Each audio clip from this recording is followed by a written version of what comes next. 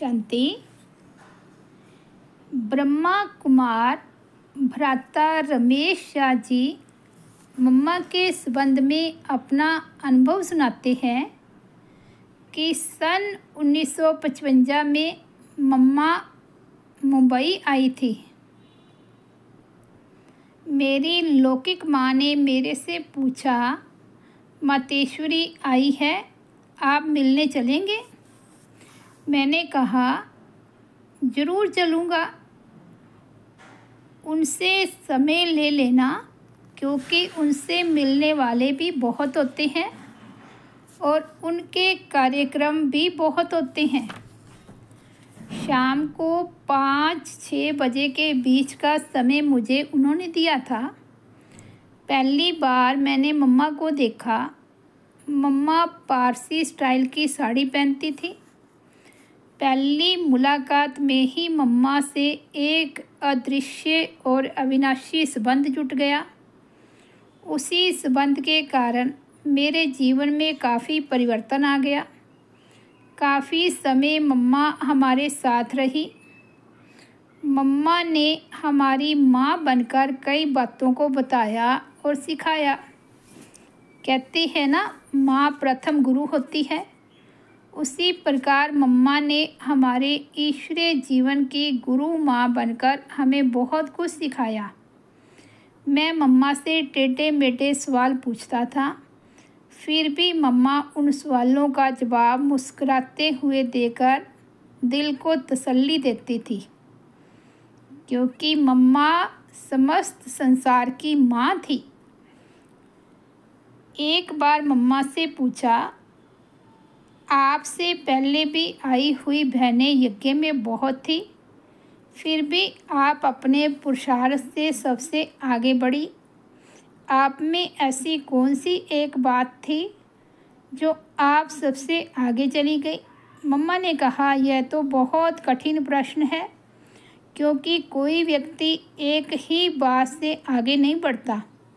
कई बातें होती हैं, उन सब के तालमेल से व्यक्ति जीवन में आगे बढ़ता है। मैंने कहा, नहीं, मैं एक ही बात जानना चाहता हूँ जिससे ही आप पुरुषार्थ में आगे बढ़ी। काफ़ी समय सोचने के बाद मम्मा ने कहा, मैं समझती हूँ कि मेरे में जो दृढ़ता है ना, कि एक बार कोई संकल्प किया तो उसको किसी भी हालत में पूर्ण करना ही है, इसी गुण से मैं आगे बढ़ रही हूँ। सर्व को सम्मान देने वाली सर्वमान्य माँ। मम्मा हरेक को बहुत स्नेह देने के साथ साथ सम्मान भी देती थी। एक बार की बात है, मैंने मम्मा से कहा, मम्मा आपकी एक बात मुझे अच्छी नहीं लगती। मम्मा ने कहा, कौन सी बात? मैंने कहा, मम्मा, लौकिक में कोई भी माँ अपने बेटे को आप नहीं कहती, तू कहती है या तुम कहती है। आप मुझे आप शब्द से संबोधन करती है, इसका अर्थ है आपने मुझे अपना बच्चा स्वीकार नहीं किया। मम्मा ने कहा, ऐसा नहीं है, आपने बाबा को अपना बनाया है। उससे पूर्व मम्मा ने आपको अपना बनाया है। मैंने कहा, तो मुझे तुम क्यों नहीं कहती है? ये आप शब्द मुझे बहुत भारी लगता है। मैं उम्र में भी आपसे बड़ा नहीं हूँ और आप भविष्य विश्व महारानी श्री लक्ष्मी के रूप में, वर्तमान में जगत जननी अम्बा के रूप में, भगवती सरस्वती के रूप में पूजी जाती हैं। फिर भी आप मुझे ऐसे क्यों संबोधित करती हैं? तो मम्मा कहने लगी, देखो रमेश जी, इस सृष्टि नाटक में हर आत्मा श्रेष्ठ है। वे अपना श्रेष्ठ पार्ट बजा रही है और हम सब उस परम पिता परमात्मा की संतान आत्मा भाई हैं। इसलिए आपस में प्रेम और रिगार्ड से व्यवहार करना चाहिए। लोक व्यवहार अर्थ में आपके लिए आप शब्द का प्रयोग करती हूँ। आप ये नहीं समझो कि मम्मा ने मुझे अपने बच्चे के रूप में स्वीकार नहीं किया है। इस प्रकार मम्मा से हमें यह सीखने को मिला कि हर व्यक्ति के साथ दूरदर्शी सम्मान और स्नेह से व्यवहार करना चाहिए। सदा सहारा और साथ देने वाली अभ्यकारी।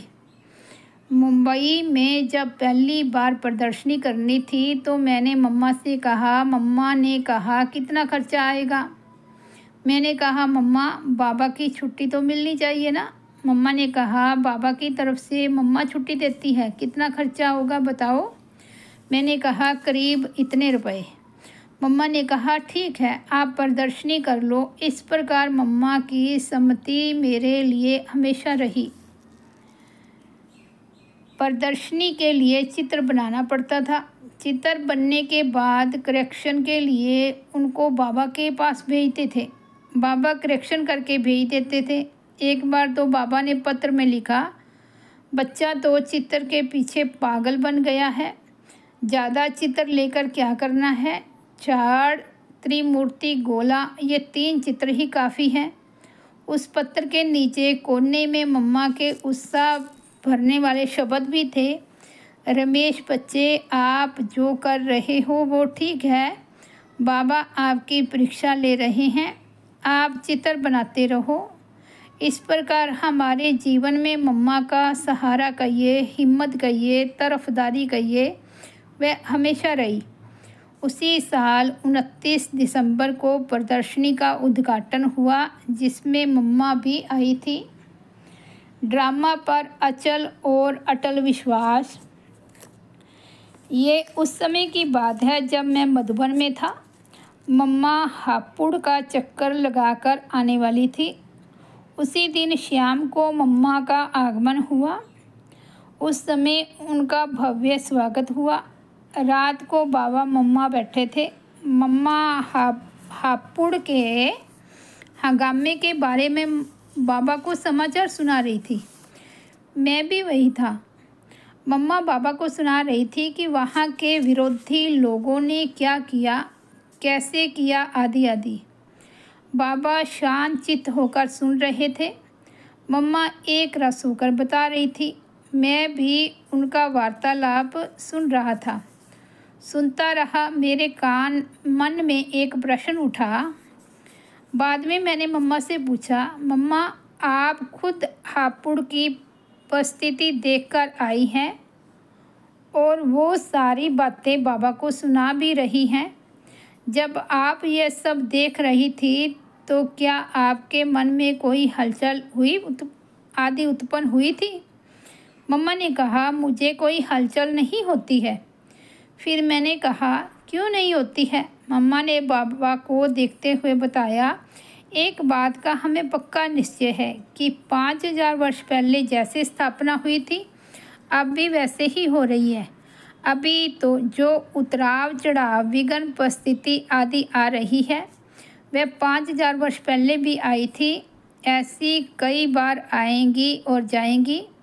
इसलिए इन बातों से हमारी अवस्था नहीं बिगाड़नी है और हम भी हलचल में नहीं आते हैं। इस प्रकार ड्रामा के ऊपर मम्मा का जो अचल विश्वास था उससे हमें सीखने को मिला। प्यार हम नहीं देंगे तो और कौन देंगे? मैंने एक बार मम्मा से पूछा, मम्मा आपके पास जो भी आता है अपने कष्ट आदि सुनाता है या दूसरों की कमी कमजोरियों के बारे में सुनाता है? कोई अच्छी बात सुनाने तो आता ही नहीं। मम्मा ने कहा ये बात सच है। फिर मैंने कहा ऐसे कोई हमें सुनाते हैं तो उसका प्रभाव हमारे ऊपर पड़ता है और उस व्यक्ति को उसी दृष्टि से देखना शुरू करते हैं। तो आपके ऊपर ऐसा प्रभाव नहीं होता? मम्मा ने कहा मैं समझती हूँ कि हर एक पुरुषार्थी है, हर एक पुरुषार्थ करके अपने को बदलने का, आगे बढ़ाने का प्रयत्न कर रहा है। प्रयत्न करते करते कई लोग आगे बढ़ते हैं, कई फेल हो जाते हैं, कई धीरे धीरे चलते हैं, कई रुक जाते हैं। मम्मा यह भी जानती है कि यह एक स्कूल है। स्कूल में सब तरफ के विद्यार्थी होते हैं। कोई तेज कोई डल। परीक्षा में सब पहले नंबर में तो पास नहीं होते, कोई पहला कोई दूसरा कोई तीसरा कोई नापास भी होते हैं। हमें इस बात का भी निश्चय है कि राजधानी स्थापन हो रही है। राजधानी में नंबरवार होते ही हैं। राजधानी के जो भी वर्ग हैं सब यही से बनने हैं और हरेक उस पद के अधिकार आधार से बने संस्कार अनुसार यहाँ अपना पुरुषार्थ करते हैं। इसलिए कोई किसी के बारे में कुछ भी कहे, लेकिन मैं किसी के अवगुण अथवा कमियों को अपने चित्त पर नहीं रखती। उस बच्चे के बारे में मैं अपने में नकारात्मक भाव का निर्माण कभी नहीं करती। जो बच्चा सुनाने आया है उसके प्रति भी और जिसके बारे में सुना रहा है उसके प्रति भी मेरे मन में कल्याण एवं स्नेह की भावना रहती है। सबको आगे बढ़ाने की शुभ भावना ही रहती है। दोनों के प्रति मैं स्नेह और रिगार्ड दिखाती हूँ, क्योंकि उनको हम प्यार ना देंगे तो और कौन देगा। जब मम्मा मुंबई आई थी उस समय बाबा ने उनको श्री लक्ष्मी श्री नारायण का चित्र बनाने की जिम्मेवारी दी। घाट कोपर की नलिनी बहन के पिताजी काकू भाई के पास परमानंद नामक एक आर्टिस्ट था, उससे चित्र बनवाते थे। मम्मा कहती थी कि यह प्रथम विश्व महाराजा का चित्र है, इसलिए चित्र बहुत अच्छा होना चाहिए। हर बात के लिए मम्मा अव्यक्त बाबा के पास संदेशी भेजकर पूछा करती थी। बाबा बताते थे कि श्री लक्ष्मी श्री नारायण के गले में माला कितनी होनी चाहिए, माला में कितने हीरे मोती रतन आदि होने चाहिए, और यहाँ तक कि कमर में बांधने वाली कमरबंद पर भी कितने हीरे आदि होने चाहिए। इस प्रकार हर बात की सविस्तार जानकारी बाबा से मम्मा लेती थी। यह भी हमारे लिए भविष्य सेवा के लिए एक प्रशिक्षण था। मुझे मतेश्वरी जी से अति प्रेम क्यों रहा। कई बार जब मैं अपनी मस्ती में मस्त होता हूँ तब अपने आप से उल्टे सीधे प्रश्न पूछता हूँ। एक बार ऐसी ही अवस्था में मैंने अपने आप से प्रश्न पूछा, रमेश तुझे बाबा से ज़्यादा प्यार है या मम्मा से। यह प्रश्न हंसी में पूछा था। अंदर से जवाब मिला कि ज़्यादा प्यार मम्मा से है। जैसे घर में भी छोटे बच्चे से पूछते हैं तुझे मम्मी ज़्यादा मीठी लगती है या पप्पा, इसी तरह से यह भी छोटे बच्चों का प्रश्न था। इसका कारण भी कई बार सोचता हूँ तो मालूम पड़ता है कि मतेश्वरी जी हमारे साथ 18 मास हमारे लौकिक घर में रही।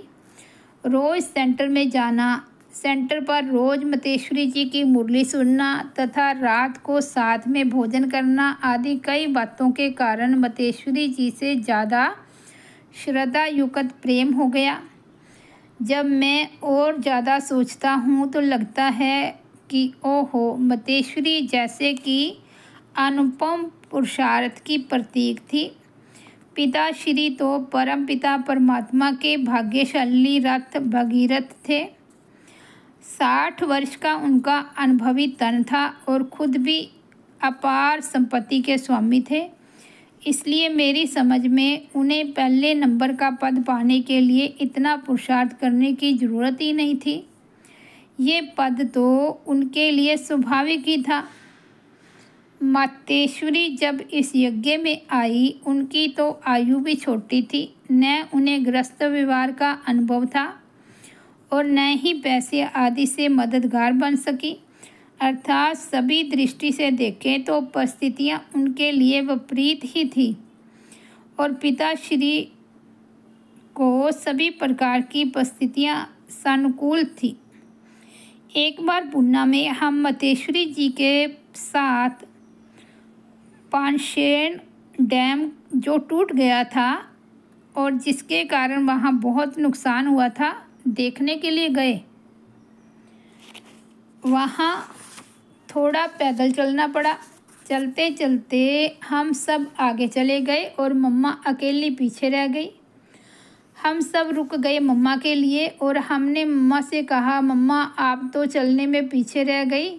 हमारे साथ कई बार बाबा भी घूमने आते थे, परंतु वे इतने वृद्ध होते हुए भी सदा साथ में रहते थे या कई बार हमसे आगे भी चले जाते थे। मम्मा ने हंसते हंसते कहा, रमेश जी बाबा की बात निराली है। वहाँ तो एक तन में दो आत्माएं और उनमें भी एक तो परमात्मा और दूसरी उनकी अपनी आत्मा। तो ज़रूर दो इंजन वाली गाड़ी एक इंजन वाली गाड़ी से फास्ट जाएगी ना। यहाँ पूना आने के लिए भी देखो रास्ते में दो इंजन लगाते हैं, तो ज़रूर उसमें रहस्य भरा हुआ है। बाबा तो ज़रूर आगे जाएंगे क्योंकि हम सब तो एक इंजन वाले हैं। फिर बाबा तो है ही इंजन और हम सब है डिब्बे, तो ज़रूर इंजन आगे ही रहेगा, तभी तो डिब्बों को खींच कर ले जाएगा। मतेश्वरी जी का यह उत्तर सत्यता पर विशेष रोशनी डालता है और इसी कारण समझिए मुझे ज़्यादा प्रेम मम्मा से है, क्योंकि उन्होंने अपना विश्व महारानी श्री लक्ष्मी का पद बहुत ही पुरुषार्थ से पाया है। अथक संकल्पातीत पुरुषार्थ का चैतन्य रूप हमारी मतेश्वरी जी थी। इसका कारण के उत्तर बहुत हैं, परंतु यहाँ कुछ ही बता रहा हूँ। एक कारण तो यह था कि मम्मा कभी ज्ञान के बारे में अपना ही चिंतन मंथन और तर्क वितर्क नहीं करती थी, अर्थात जितना वह जानती थी उतना ही दूसरों को बताती थी।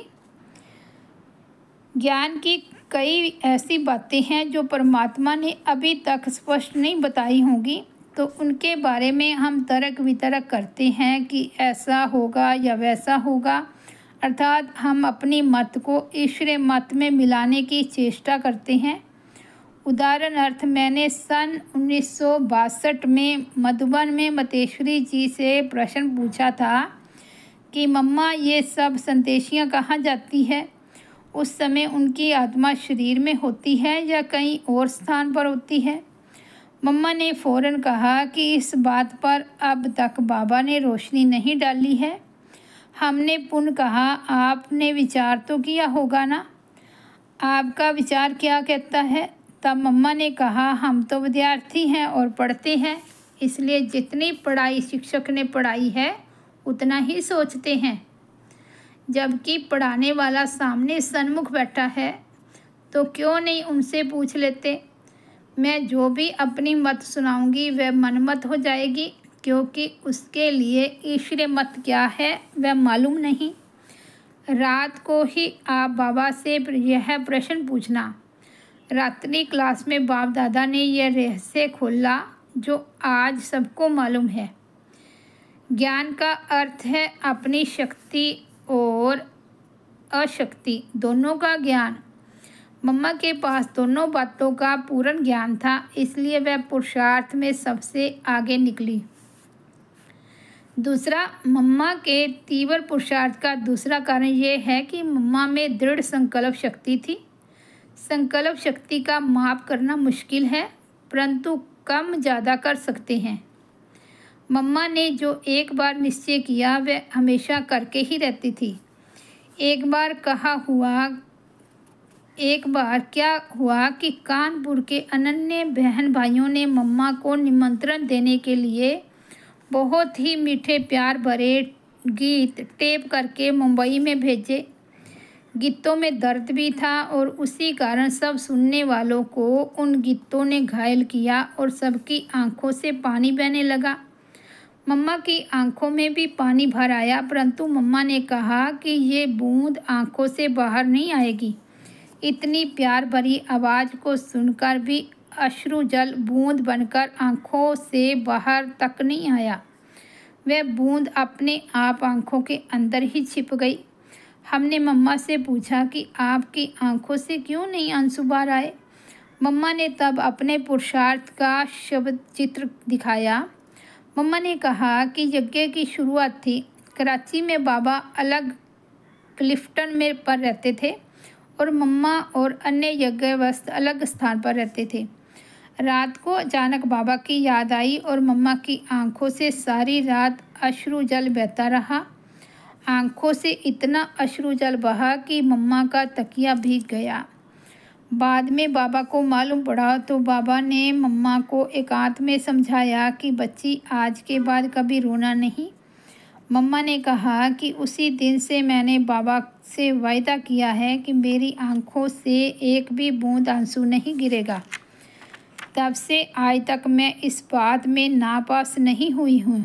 इसी कारण आज मैंने जब कानपुर के गीत सुने तब आपको बताया कि ये जल आंखों से बाहर नहीं निकलेगा। मम्मा से हमने एक बार पूछा था कि मम्मा, बचपन में आपने अपने भविष्य के बारे में कुछ तो सोचा होगा, आप क्या बनना चाहती थी? मम्मा ने कहा, उस समय तो भक्ति मार्ग की कल्पना थी।